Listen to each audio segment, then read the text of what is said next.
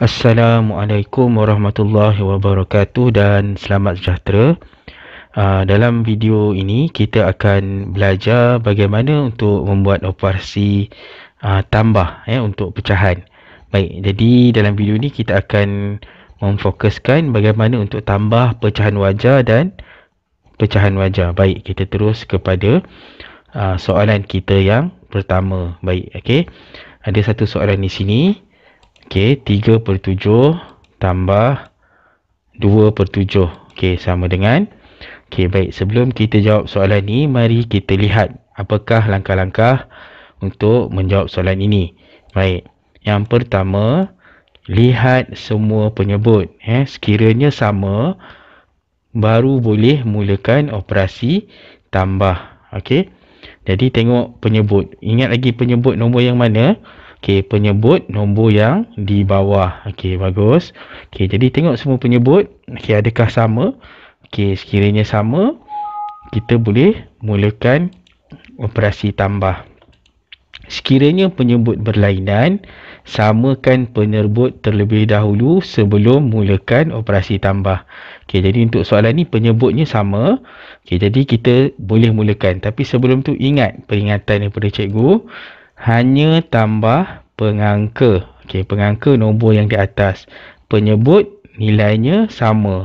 Dalam pecahan, untuk melakukan operasi tambah, kita hanya menambah pengangka, iaitu nombor di atas. Nombor yang di bawah, kita tak tambah. Okey, baik. Jadi, 3 tambah 2 sama dengan 5. Okey, 7 kita kekalkan. Jadi, jawapan dia 5/7. Okey, baik. Senang kan? Okey, baik. Kita terus kepada soalan yang seterusnya. Okey, katakanlah ada satu soalan. 1/3 tambah 5/6. Okey, sama dengan. Okey, jadi kita ingat balik langkah-langkah yang kita dah tengok tadi. Okey, yang pertama, sekiranya penyebut sama, kita boleh mulakan operasi tambah.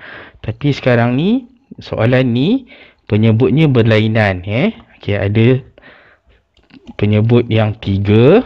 Okey, dan juga ada penyebut 6. Okey, jadi satu tips yang cikgu boleh bagi pada murid-murid adalah, okey, macam mana cara kita nak samakan. Sebab selagi penyebut itu tak sama, kita tak boleh mulakan operasi tambah. Okey, jadi macam mana kita nak samakan penyebut? Okey, mula-mula semua murid tengok penyebut yang paling sikit. Okey, atau yang paling kecil, iaitu di sini 3. Okey, penyebut yang paling sikit adalah 3. Okey, lepas tu tengok penyebut yang paling besar di sini adalah 6. Okey, dan cuba fikir 3 ni, okey, boleh tak dia nak jadi 6? Okey, jadi untuk menyamakan penyebut, kita hanya boleh gunakan operasi darab ataupun operasi bahagi. Operasi darab kalau kita nak jadikan sesuatu penyebut tu lagi besar. Operasi bahagi kalau kita nak jadikan sesuatu penyebut tu lagi kecil. Jadi sekarang ni, antara tips yang cikgu boleh bagi adalah cuba jadikan penyebut yang kecil tu kepada sama dengan penyebut yang besar. Jadi 3 darab berapa dapat 6. Okey, jadi 3 darab 2. 3 darab 2 dapat 6. Okey, ingat, dalam pecahan, apa yang berlaku di bawah mesti berlaku di atas. Apa yang berlaku di penyebut mesti berlaku di pengangka juga. Jadi kalau bawah darab 2, atas pun mesti darab dengan 2. Okey, itu peraturannya. Okey, jadi sekarang ni kita dapat, okey, 1/3 tadi tu 1 darab dengan 2, bawah 3 darab dengan 2, jadi dia jadi 2/6. Okey, 5/6 tu kita tak payah buat apa-apa sebab dia dah memang, kita memang nak jadikan per 6. Jadi kita terus je salin 5/6. Okey, sekarang penyebutnya dah sama. Okey, bila penyebut dah sama, apa yang kita perlu buat adalah kita boleh mulakan operasi tambah. Dan ingat, hanya tambah nombor yang di atas, iaitu pengangka. Jadi jawapannya adalah 7/6.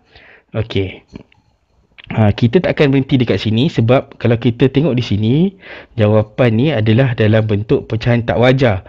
Okey, selalunya dalam soalan, jawapan mesti dalam bentuk pecahan wajar atau nombor bercampur. Jangan cuba elakkan bagi jawapan dalam pecahan tak wajar. Jadi bila pecahan kita dapat jawapan dalam pecahan tak wajar, kita kena tukarkan kepada nombor bercampur. Okey, ingat lagi tak dalam video yang lepas kita dah belajar macam mana cara nak tukarkan pecahan tak wajar kepada nombor bercampur. Apa yang kita perlu buat adalah bahagikan pengangka dengan penyebut. Jadi 7 bahagi 6. Okey, gunakan sifir 6. Tengok contoh yang cikgu dah beri ni. Jadi akhirnya kita akan dapat jawapan dia 1/6. Okey. Bagi yang masih lagi tak ingat atau masih lagi kurang mahir bagaimana cara nak tukarkan tu, boleh rujuk balik video kita yang sebelum ni. Okey. Jadi kita tengok satu lagi contoh soalan. Dekat sini cikgu ada 1/4 tambah 3/9. Okey, sama dengan. Okey. Sekarang ni kita dah tengok kat sini penyebut dia tak sama. Okey, tadi cikgu cakap kalau penyebut tak sama, samakan. Okey. Tengok penyebut yang kecil. Boleh tak dia jadi penyebut yang besar? Boleh tak kita tukarkan dia jadi penyebut yang besar menggunakan operasi darab? Okey, jadi sekarang ni penyebut yang kecil tu adalah 4. Okey, penyebut yang besar 9. Okey, jadi kalau kita tengok dalam sifir, 4 darab berapa jadi 9? Ada tak? Tak ada kan? Yang ada 4 darab 2, 8. Jadi 4 tak boleh jadi 9. Kita nak buat apa ni sekarang kan? Tapi kita kena samakan apa-apa pun. Okey, jadi cikgu bagi satu lagi cara. Yang pertama tadi, penyebut yang kecil jadikan yang besar. Itu cara yang pertama. Cara yang kedua untuk kita samakan penyebut adalah, okey, ini caranya kita panggil darab silang. Okey, sebabkan 4 tak boleh jadi 9. Jadi apa yang kita perlu buat adalah 4 ni kita darabkan dengan 9. Okey, sebab depan dia 9 kan, yang menghadap dia tu 9. Jadi bila 4 darab dengan 9, okey, 9 tu kita darab dengan 4. Okey, nampak tak? Dia macam terbalik. 4 darab dengan 9, 9 darab dengan 4. Okey. Dan peraturan yang kita dah belajar tadi, apa yang berlaku di bawah mesti berlaku di atas. Okey, jadi kalau 4 darab dengan 9, 1 pun mesti darab dengan 9. Okey. Jadi kalau 9 darab dengan 4, 3 pun mesti darab dengan 4. Okey, jadi cara yang mudahnya gambar rajah dia macam ni lah. Okey, kita ada 1/4 dengan 3/9. Jadi 4 dengan 9 tu darab sama sendiri. 4 darab 9, 9 darab 4. Lepas tu 9 tu darab dengan 1, 4 tu darab dengan 3. Itu yang kita panggil darab silang. Okey, ini adalah untuk menyamakan penyebut. Sekiranya penyebut yang kecil tak boleh jadi penyebut yang besar. Okey. Jadi seterusnya kita dapat pecahan yang baru, iaitu 9/36 daripada 1/4 tadi, 1/9, 4/9 tambah dengan 12/36. Nampak tak penyebut dia dah sama?